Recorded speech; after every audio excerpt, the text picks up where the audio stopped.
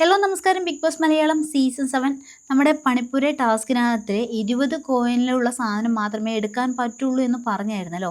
അപ്പോഴാണ് അവിടെ പലരും ഈ കോയിൻ്റെ വില എത്രമാത്രമാണെന്ന് മനസ്സിലാക്കിയത് കേട്ടോ. പലരും സർക്കസ് ടാസ്ക് കഴിഞ്ഞിട്ട് കോയിൻ കൊടുക്കാൻ മടിച്ചു. നമ്മുടെ മസ്താനി, ഷാനവാസ്, നൂറ് പോലും 2 കോയിൻ വേസ്റ്റാക്കി കളയുവാണ് ചെയ്തത്. അപ്പോഴും ആര്യം പറഞ്ഞു, ഈ ടാസ്കിൽ കോയിൻ തരാത്തവർക്ക് ഫുഡ് കൊടുക്കാൻ പറ്റത്തില്ല, കിട്ടിയ ഫുഡ് കൊടുക്കാൻ പറ്റില്ല.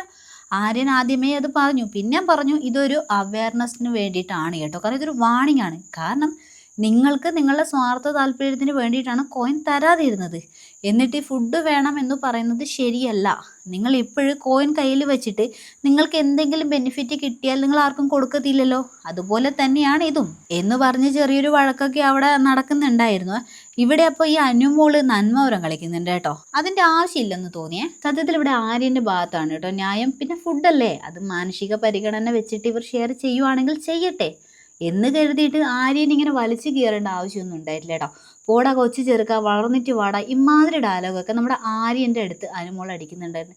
എന്തോ ആര്യൻ കുറച്ച് അവിടെ എന്താ പറയുക, ഒരു നല്ല റെസ്പെക്റ്റോട് കൂടിയാണ് സംസാരിച്ചിരുന്നത് കേട്ടോ. ഇതിനു മുൻപും ആര്യൻ്റെ ഭാഗത്ത് ഒരുപാട് മിസ്റ്റേക്സ് വന്നിട്ടുണ്ട്. നമ്മൾ ആ സമയത്തൊക്കെ ആര്യനെ കുറ്റപ്പെടുത്തി തന്നെയായിരുന്നു സംസാരിച്ചത്. എന്നാൽ ഇന്ന് ആര്യൻ്റെ ഭാഗത്ത് കുറച്ച് ന്യായമുണ്ട്. കാരണം ഇവർ സർക്കസ് കളിച്ച് ഏൺ ചെയ്തെടുത്തതാണ് ഈ ഒരു കോയിൻ.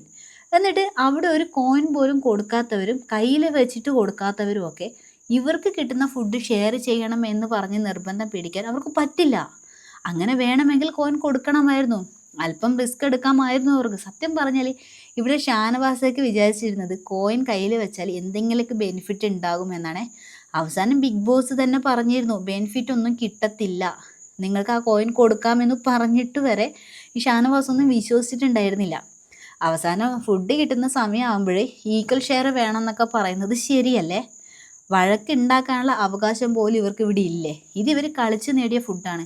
ഇവിടെ എല്ലാവർക്കും ഈക്വലായിട്ട് കൊടുക്കേണ്ട ഫുഡൊക്കെ ബിഗ് ബോസ് കൊടുക്കുന്നുണ്ട്. ഈ ടാസ്ക് കളിച്ച് കിട്ടുന്ന ഫുഡ് വേണമെങ്കിൽ കൊടുത്താൽ മതി.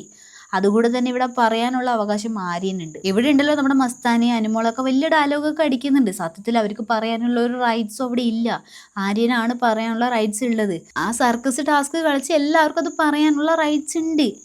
അവർ ഫുഡ് ഷെയർ ചെയ്യണമെങ്കിൽ അവർ ചെയ്യട്ടെ, അതൊരു ഔദാര്യമായിട്ട് കണ്ടാൽ മതി.